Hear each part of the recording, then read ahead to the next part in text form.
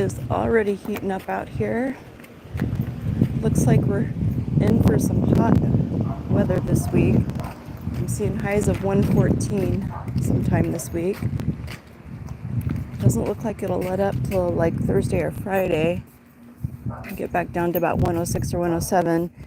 We had dinner with a friend last night, and she was telling me that we're getting record heat for this time of the year, which explains why the garden looks so brown, if you saw that short I did a few minutes ago. But the good news is we're keeping it alive. Oh, it's so exciting, I know. Oh, it's so exciting, I'm going for a walk. Meg loves her walks.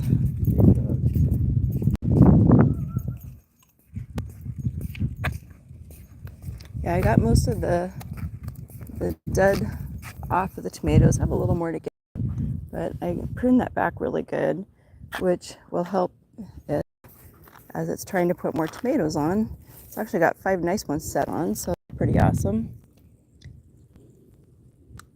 It's not easy keeping your garden going this time of the year through the heat, right? No, it's not. It's hard. That's a skill set in itself. You don't really think what? I don't think Las Vegas was when it was created with the thought of a gardening haven. Well, where you have rows, you have a garden. No, it was someplace to gamble, drink, and party. Right? Sin City. That's what it was. That's not what we're here for, though. So come here, Matt. We're here to live. Come here. Get the leash. Come here. Come here. Come. Are you stubborn? Good girl. What a good girl. She had a little help there.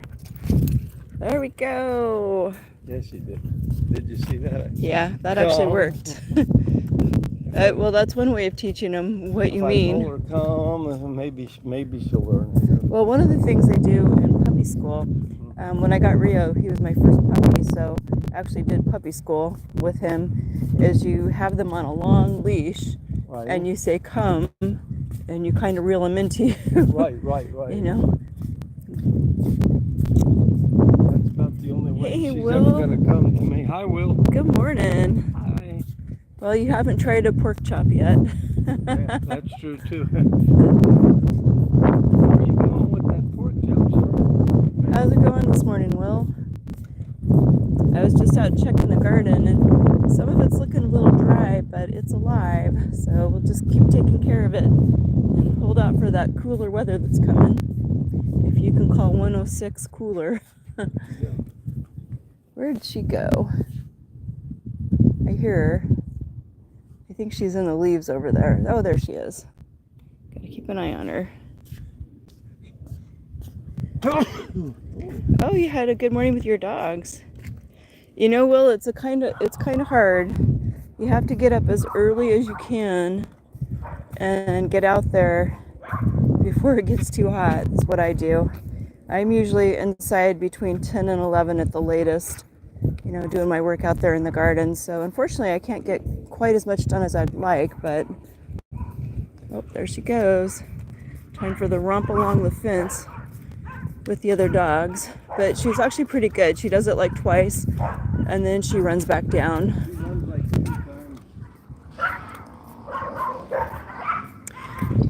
What keeps me sane in this heat is I don't have to deal with 60 below in the wintertime. Man, I tell you, that got old real fast. And that definitely does mess with your head in the dark. So 2 or 3 months of heat here is a lot better than 9 months of darkness and 2 or 3 months of really, really cold weather. Where I come from in Alaska, 30 below is a warm winter. Oh, there she goes. She's smoking. Meg, we gotta walk faster. Our dog has a cardio plan for us. Not only that, she got her own cardio plan. And she's in pretty good shape. Oh, she's going potty. Let me hold that. Good luck going through the bushes. Yeah, Alaska has a lot of different climates. Like, Carrie right here. Okay, I'll walk with her. Make sure nobody's coming. Alaska has a lot of different climates. The coastal Alaska, like when we lived in Sitka one year, it didn't snow there. But Juneau, Alaska gets snow, but it's not as horrifically cold. But interior Alaska gets very cold, very dark. And it's tough, for sure. This heat's pretty tough, but it's not as tough as dealing with that cold. So I'm thankful for it.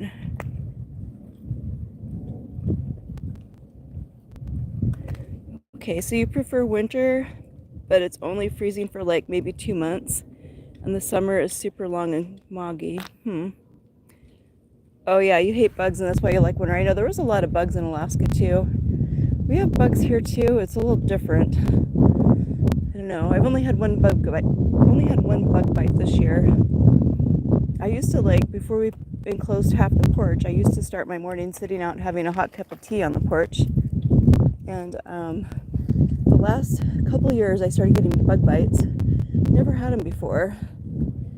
So I haven't been sitting out much. I'm mostly moving, working in the garden or in the grow room. Thanks for cleaning that up. Had to.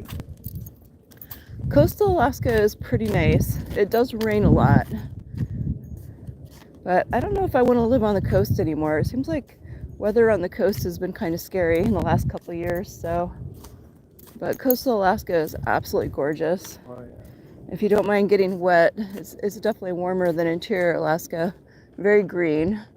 Well, the 2 times that I've flown home in the past 3 years, I'm always just soaking in the green and just amazed by how green it is when you land, even in interior Alaska. It's so beautiful.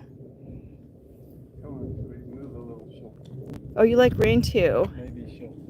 Well, it'd be nice to have some rain here. Boy, I tell you, we've only had rain twice this year. And she's wondering, Meg, we're going this way.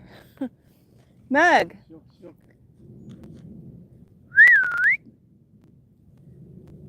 She'll come. Okay. She gets to exploring, but she doesn't want to be left behind. She's got a mind of her own, but she's watching us. She's kind of like a kid. As long as she knows where I am, everything's good, right? Yeah. Oh, she's going to do the coyote trail by herself, I see. What a funny dog. If you keep moving, she'll keep moving. I guess there's something to be said with walking in the same area with your dog, because that becomes their stomping grounds. Right. She's just branching out a little bit with showing you.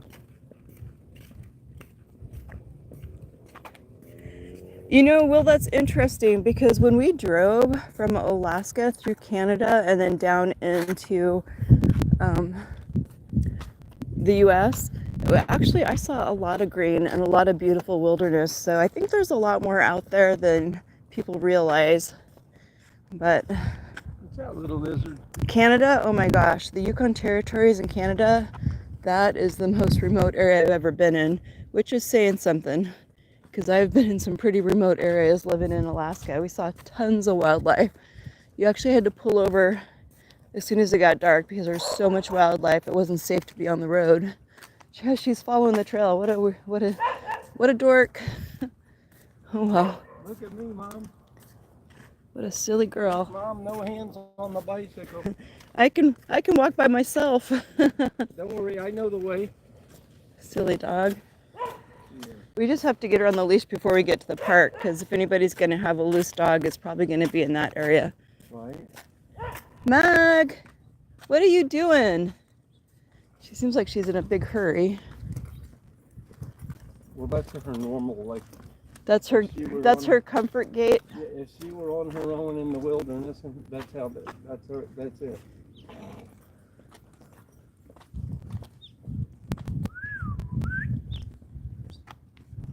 She's determined. No old growth forest, huh?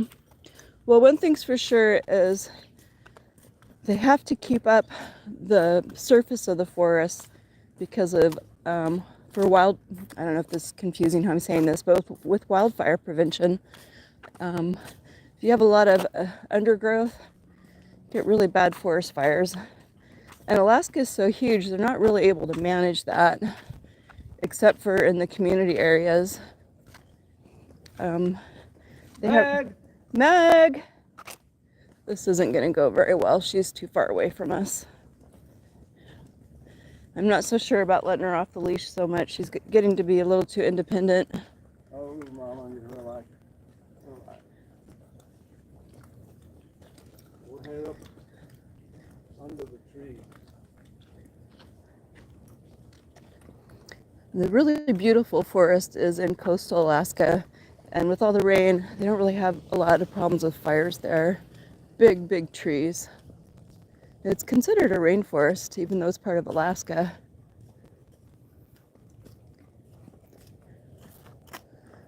What a good girl. Come here. Come here.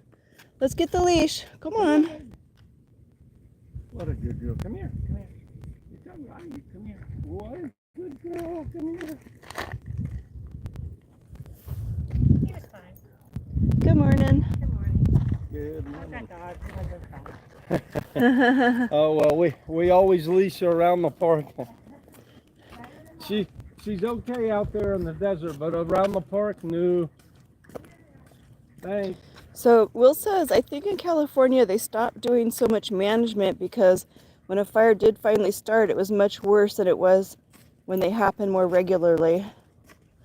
Well, that's interesting. I used to work I thought it was because they didn't have the money. They didn't want to spend the money, you know. Well, I worked for a fire chief. One of my jobs at the University in Alaska for 6 years was working for a fire chief, and he actually said that managing the forest was pretty important, but I'm sure there's a lot of opinions out there about that.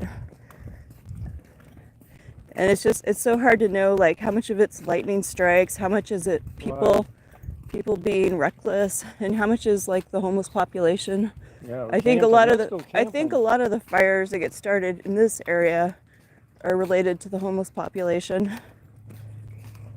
But I guess we don't have control over that, unfortunately. We don't. I feel sorry for the people in California, though. There's been some pretty devastating fires, and I think there's another one going right now. Right? Yep. Isn't there another one going? There is. It's burned like 5,000 acres already. Yeah, I'm not an expert either. Well, I just worked with the fire chief for 6 years, so I remember asking him, what if there's a forest fire? And he says, you get away from it. He says those flames are 3 times the height of the trees, and you can't actually fight it. Basically, all they can do is dig ditches around it to try to stop it, or dump retardant on it, or whatever that mixture is that they dump out of the sky. But I wasn't involved in that part. I did more of the accounting and the payroll, so. You didn't go fight the fire? No, I did not. Oh. Everybody they need.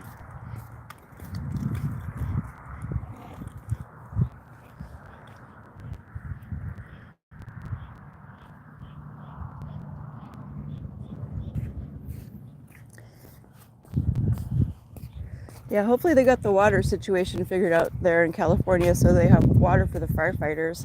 I feel sorry for those people trying to do their work. A baby blackbird. Look, baby. Yep. Lots of birds, lots of babies. Seen a few of them this year with all this wind for sure. Hello. Hi there. Feed me. I'm out of the nest. Why do you keep walking away, Mommy? Look, the baby's bigger than the mama. It was well fed. Isn't that funny? Yeah. You learn a lot about young birds from hand raising one. We hand raised a dove during the lockdown that got blown out of a nest. It was a little downy chick, and we watched it for 3 days hoping the parents would take care of it, and we didn't see that happening. So we took it into our home, and the first night we gave it oatmeal. Like, I cooked it I pureed it and cooked it, and it lived through the night. So then we got parrot formula. And she loved that. And for 2 or 3 weeks we were feeding that baby dove parrot formula, and boy was that a mess. and Yeah. and Uh-huh. it finally graduated to seeds, and it's once it started trying to fly in the house, it's like, well, it's time to graduate you to the great outdoors. So we had a perch that we would bring in and out initially, and then at one point we just left the perch outside. It wasn't too happy with us, No. but it had to gain its freedom. She thought she was going to be an inside bird. Huh? Yep. Well, we became the mommy and the daddy. Yeah, Meg got captured. A lot of times on the weekends, there might be dogs running around loose out here, and you can't really tell from No. the walk that we're on, and we just don't want to have any negative interactions. And you're not actually supposed to have dogs loose here. There's signs and everything, and you just have no way of knowing. If she sees another dog, she bolts. She's pretty friendly, but she's Fair. friendly with a force, and you don't know that the other dog is going to be friendly. We've only had one bad encounter. Yeah.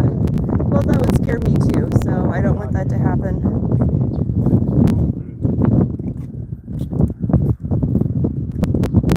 So we try to make sure she's on a leash when we're around other dogs, or around traffic too, right? You got to make sure your dog doesn't find themselves in any danger from being loose. It's fun for them to have a little freedom, as long as it stays safe for everybody.